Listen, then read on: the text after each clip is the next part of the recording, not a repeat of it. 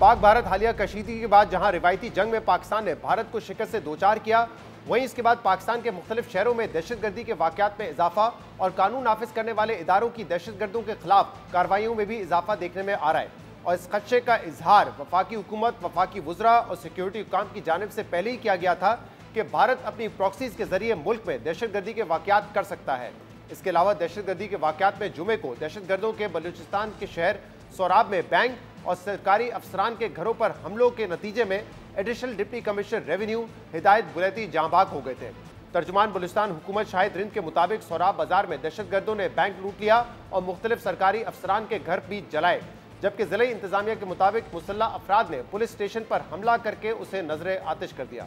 सोराब पर इस हमले की जिम्मेदारी कलदम तंजीम BLA ने कबूल कर ली है।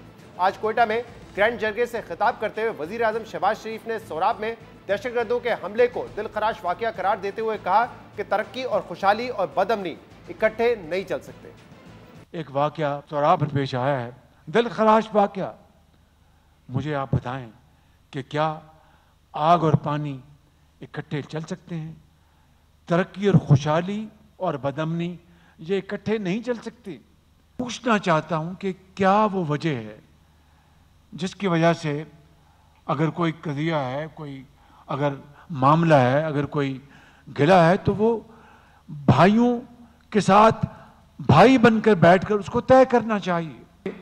जो दहशतगर्द हैं, जो कि खून के प्यासे हैं, जो कि अगयार के एजेंट हैं, मैं समझता हूं कि उनका तो रास्ता आपको रोकना चाहिए, उनके हथकंडों को आपने नाकाम बनाना है। क्या वो नकाइस हैं, क्या वो गैप्स हैं जो कि आपके मशवरे से हम उनको फिल कर सकते हैं? जबकि सोराब में दहशतगर्दों के हमले के बाद आज कोयटा के नवाई इलाके सरा गड़गई में भी धमाका हुआ और पुलिस के मुताबिक इस धमाके के नतीजे में 2 अफराद जहां भाग और 7 अफराद जख्मी हो गए। ताहम फौरी तौर पर धमाके की नौयत सामने नहीं आई है। अहम बात यह कि रियासत तो कानून नाफिज करने वाले इदारों की मुल्क भर में दहशतगर्दों के खिलाफ कार्रवाइयों में भी तेजी आई है। 28 मई को बलूचिस्तान के जिला लोरलई और केच में खुफिया इत्तलात पर सिक्योरिटी फोर्सेज की कार्रवाइयों में 5 दहशतगर्द हलाक कर दिए गए थे, जबकि 2 दिन पहले खैबर पख्तूनख्वा में दहशतगर्दों के खिलाफ सिक्योरिटी फोर्सेज की मौसर कार्रवाइयों में 7 दहशतगर्द हलाक किए गए। ISPR के मुताबिक 28 और 29 मई की दरमियानी शब शुमाली वजीरिस्तान में फितना अल खवारिज ने शवाल में सिक्योरिटी चेक पोस्ट पर हमले की कोशिश की, जिसको नाकाम बनाते हुए जवाबी कार्रवाई में 6 दहशतगर्द हलाक कर दिए गए। ताहम इसी कार्रवाई में 1 लेफ्टिनेंट और 3 सिक्योरिटी एहलकार शहीद हो गए थे। दूसरी जानिब खैबर पख्तूनख्वा के जिले चित्राल में भी दहशतगर्दों के खिलाफ कार्रवाई में 1 दहशतगर्द हलाक कर दिया गया था। अहम बात यह कि भारत से कशीदगी के बाद अब दहशतगर्दाना सरगर्मियां सिर्फ बलूचिस्तान और खैबर पख्तूनख्वा तक महदूद नहीं नजर आ रही, बल्कि अब इन कार्रवाइयों का दायरा कार आज़ाद कश्मीर तक भी वसी होता दिखाई दे रहा है।